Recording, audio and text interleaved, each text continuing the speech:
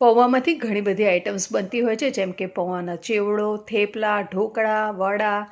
આજે હું તમારા માટે એક સરસ રેસીપી લઈને આવી છું અને કંઈક ડિફરન્ટ મસાલાથી.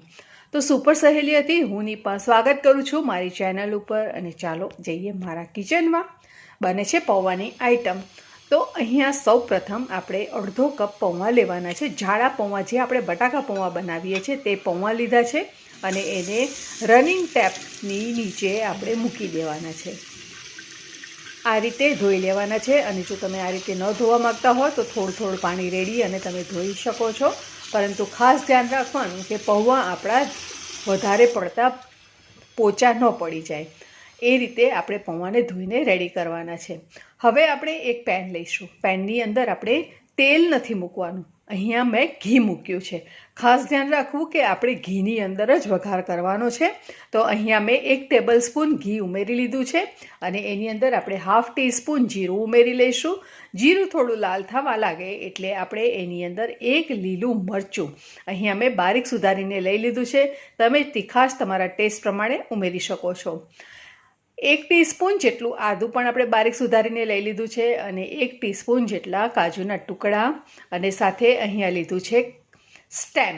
કોથમીરના સ્ટેમ લીધા છે, ડાળખી લીધી છે. જનરલી આપણે કોથમીરની ડાળખીને ફેંકી દેતા હોઈએ છીએ, પરંતુ આપણને અજાણતાપણે પણ આપણે ઘણા બધા ન્યુટ્રિયન્ટ્સ ખોઈ દેતા હોઈએ છીએ.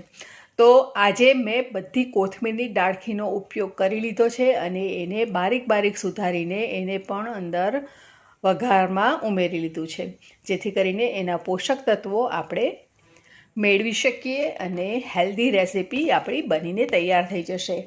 તો ફ્રેન્ડ્સ, અહીંયા કાજુ પણ હલકા ગુલાબી કલરના થઈ ગયા છે અને આદુ મરચાં બધું જ સંતળાઈને તૈયાર થઈ ગયું છે. તો હવે આપણે એની અંદર ઉમેરી લઈશું અડધો કપ લીલા વટાણા. લીલા વટાણાને અંદર ઉમેર્યા બાદ આપણે સરસ રીતે પહેલાં મિક્સ કરી લઈશું અને ત્યારબાદ આપણે એની અંદર મસાલા નાખીશું. મસાલા કંઈક હટકે છે આજે. તો અહીંયા આપણે 1/2 ટીસ્પૂન જીરું, શેકેલા જીરુંનો પાવડર ઉમેરી લીધો છે. 1/2 ટીસ્પૂન કરતાં થોડુંક વધારે એવું અહીંયા મેં મરીનો પાવડર લઈ લીધો છે અને સ્વાદ અનુસાર અથવા તો અહીંયા 1 ટીસ્પૂન જેટલી ખાંડ લઈ લેવાની છે. અથવા તો તમે જો ખાંડને સ્કીપ કરવા માગતા હોય, ખાવા ન માગતા હોય તો પણ તમે કરી શકો છો.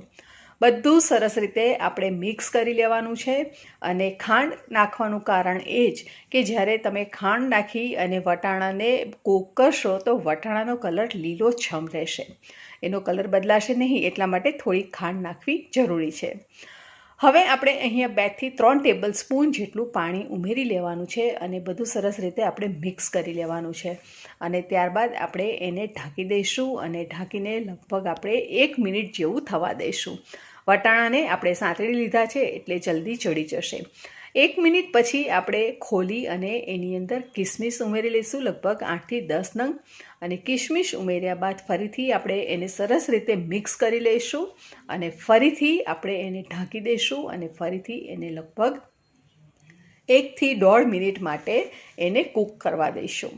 તો લગભગ આપણે ટોટલ પ્રોસેસ 3 મિનિટ જેટલું કુકિંગ કર્યું તો આપણા વટાણા સરસ રીતે ચડીને તૈયાર થઈ ગયા છે.